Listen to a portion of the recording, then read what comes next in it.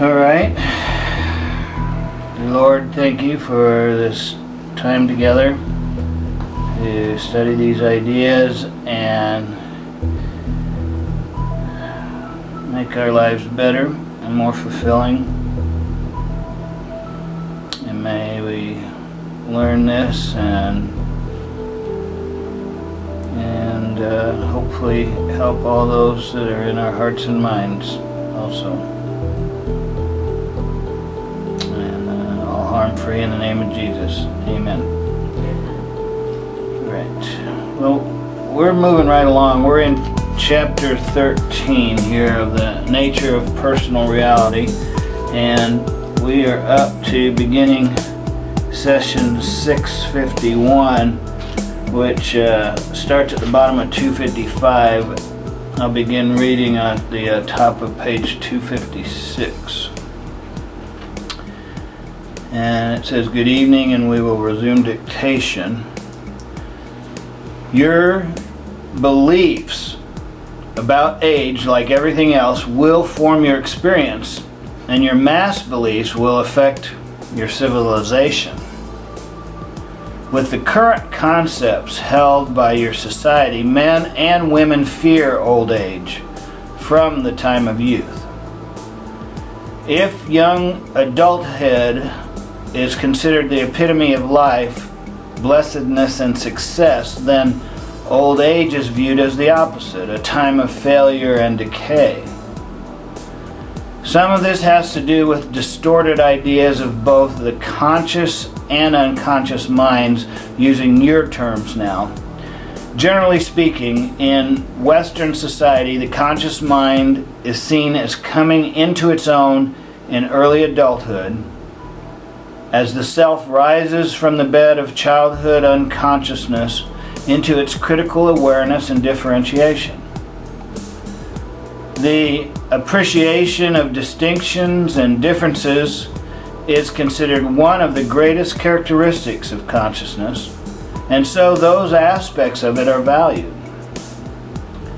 On the other hand, the equally significant, assimilating, combining, correlating characteristics of consciousness are overlooked. In scholarly circles, and many that are not scholarly at all, the intellect is equated only with the critical faculties, so that the more diagnostic you are, the more intellectual you are considered. During Western years of adulthood, consciousness is focused most intently in one specific area of activity and physical manipulation. From childhood, the mind is trained to use its argumentative, separating qualities above all others. Creativity is allowed to flow only through certain highly limited, accepted channels. When an individual becomes older and retired, for example, the focus for that particular kind of concentration is no longer so immediately available. The mind actually becomes more itself. I'll read that again. The mind actually becomes more itself, freer to use more of its abilities, allowed to stray from restricted areas, to assimilate, acknowledge, and create. Precisely at this time, however, the individual is told to beware of any such straying and to consider that kind of behavior a symptom of mental deterioration. Those following mass beliefs will find that their own image of themselves has changed. They fear that their very age or existence in time has betrayed them. They see themselves as leftovers, dim vestiges of better selves, and in their own system of value judgment, they condemn themselves through the very fact of their continued existence in time. If they ever did, they no longer trust the integrity of their bodies. They begin to act out the drama in a script written by others, to which, however, they have acquiesced. It may not seem that there is any connection between that situation and your beliefs involving color, and yet the two are intimately associated. You equate the color white with brilliant consciousness, good, and youth, and the color black with unconscious, old age, and death. In this value system, the black races are feared, as basically the aged are feared. The blacks are considered the primitives. To them are assigned creative musical abilities, for example, but for a long time these were underground activities. They gave birth to acceptable musical productions, but were not admitted themselves into the concert halls of the respectable nation. In your society, therefore, the black race has represented what you think of as the chaotic, primitive, spontaneous, savage, unconscious portions of the self, the underside of the, quote, proper American citizen, unquote. The blacks were to be oppressed then on the one hand, and yet treated indulgently as children on the other. There was always a great fear that the blacks as a race would escape their bounds. Given an inch, they would take a yard, simply because the whites so greatly feared the nature of the inner self and recognized the power that they tried so desperately to strangle within themselves. Nations, like individuals, can have split personalities at times. So there was a give and take involved in which the blacks expressed certain tendencies for the country as a whole, while the whites expressed other characteristics. Both groups acquiesced to their role. In larger terms, of course, each has belonged to other races in other times and places, or to be more accurate, in simultaneous existences, one plays out the other's role. Now, I'm going to read the last half again because this is the first time he's finally moved us from thinking in terms of past, present, future to basically trying to get us to think in terms of simultaneous existences. Or to be more accurate, we belong to other races in simultaneous existences and play out the other's role. And he's meaning literally, okay? Applied to old age, the color black denotes a returning to those unconscious forces. Now, all of this so far is from the standpoint of American and Western belief. It is simply the reality in which many of my readers are involved. In other underground systems of belief, however, black is seen as a symbol of great knowledge, power, and strength. When this is carried to an extreme, you wind up with devil cults in which the poorly understood powers of creativity and exuberance rush out in distorted form. The undersides of consciousness are then glorified at the expense of the other white, conscious and objective values. Yet, in both of these systems, the old are denied their unique power, strength, and wisdom. And hence, the civilization is robbed as well as the individuals within it. And he makes a comment, my friend Rupert is out of beer, so I will let you pause briefly. And then it goes on. All of this is also connected with your beliefs about the waking and dreaming states, white being acquainted with the day and black with the dreaming condition. Here again is the old connection between the God of light and the Prince of Darkness, or Satan. All distinctions made at various levels of development and having to do with the nature of the origin of the present consciousness. Through the ages, again, underground philosophies have tried to combine the two concepts, usually going from one extreme to the other, in combating the current ideas in historical terms. In some of these philosophies, the daylight is seen as pallid, for example, in comparison with the true brilliance of knowledge that illuminates the dream state, and black is the symbol then of secret knowledge that cannot be found with normal consciousness or be scrutinized in the light of the day.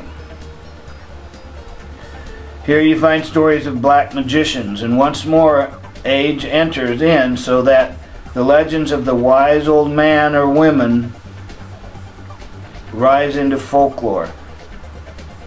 Death is viewed in terms of value judgments of good and evil and black and white, the annihilation of consciousness being perceived as black and its resurrection as white.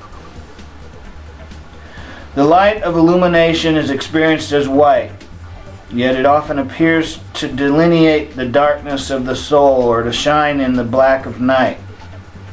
So in your terms of reference, the two are dependent, one upon the other, changing their connotations according to your beliefs. In many ancient civilizations, the night with its blackness was revered, and the secrets of nighttime consciousness explored. Correlations were made in which such knowledge was used unconsciously in the daytime. The two seemingly separate aspects of consciousness merged, and there were flowerings of art and civilization that are, in your terms, now almost impossible to conceive. And in such civilizations, all races were accorded their place joyfully, and those of all ages were respected for their particular contributions. In such societies, the limited value judgments discussed in this chapter did not apply.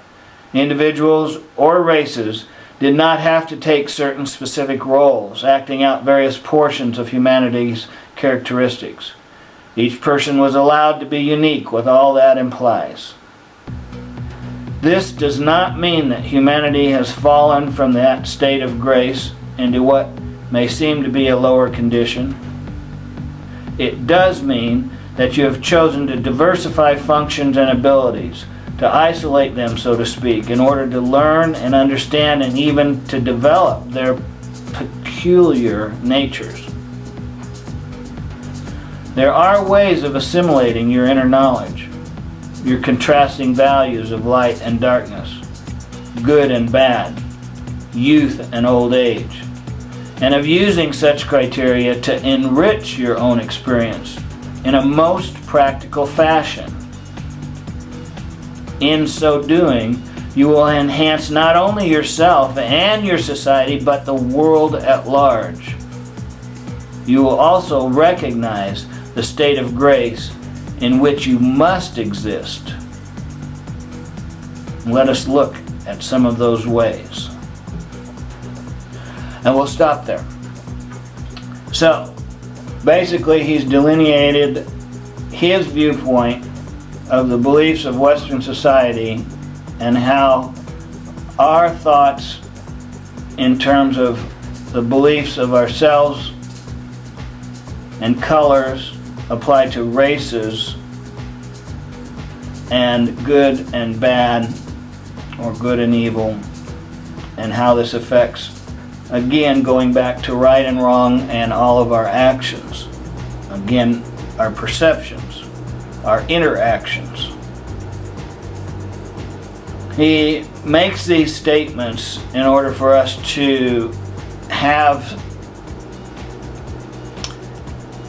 a belief system to compare to ourselves, so that we question ourselves and say, well, do I believe that, or what do I really believe? And that's the whole point here, is to get back to understanding how you look at these different aspects that he's talking about.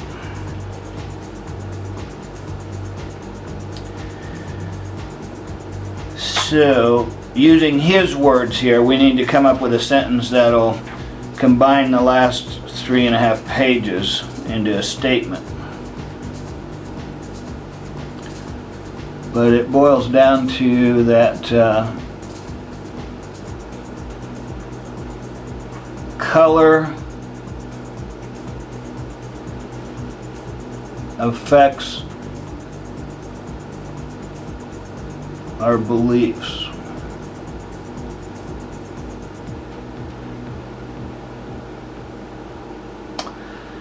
But it has to be better than that. Let's see.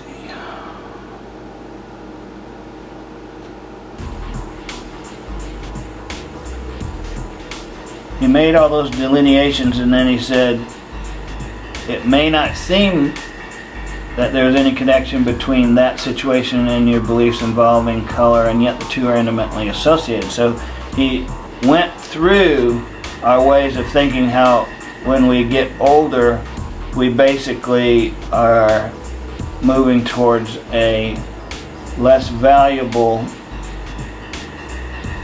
way of looking at ourselves, and the society looks at us that way.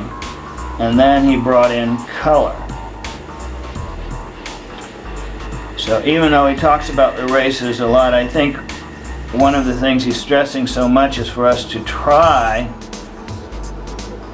to understand that he's really talking about how we get older, how our beliefs about that are affecting what is manifesting not only for ourselves, but how we treat each other in society.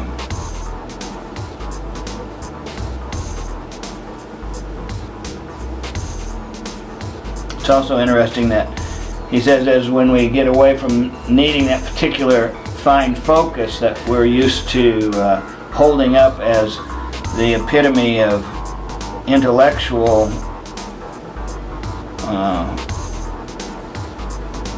and critical faculties, that we let that go as we get towards retirement. At the same time, we're told not to stray because that's considered a symptom of mental deterioration, whereas he's saying actually the mind actually becomes more itself, freer to use more of its abilities, allowed to stray from restricted areas, allowed to assimilate, allowed to acknowledge, and allowed to create. So I think that's an important part of what, if we're going to do this positively, to state in order to pull out all of this, what would be a more positive statement to reinforce for ourselves as we get older.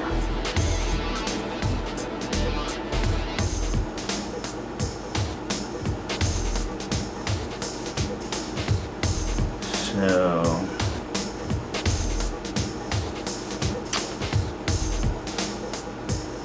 I think at the bottom of 256, the last sentence of the paragraph right before the one at the bottom, where it says the mind actually becomes more itself, freer to use more of its abilities, allowed to stray from restricted areas, to assimilate, acknowledge, and create.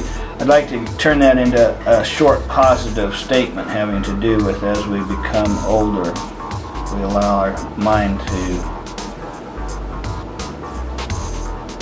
do that.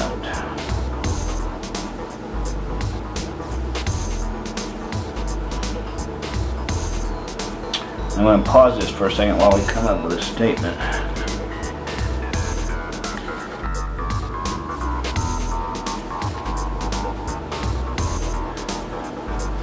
So I become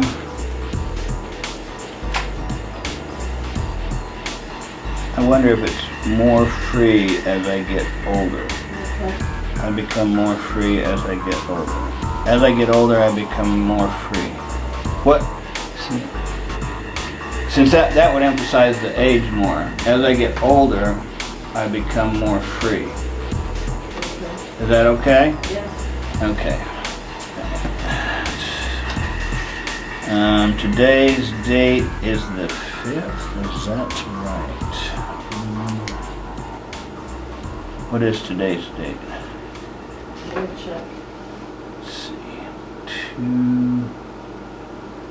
Let's see. February 6th, 2015. And as I get older, I become more free. Yes.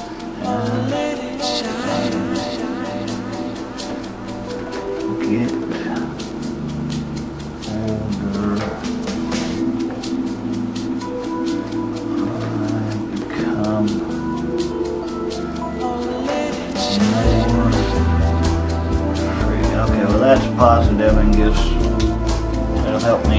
better outlook towards my life and others. All right, I'm going to say a closing prayer. Thank you, Lord, for helping us to learn and assimilate this information, and may we choose wisely as we improve ourselves, and in so doing help those in our hearts and minds, all harm free. In the name of Jesus, amen.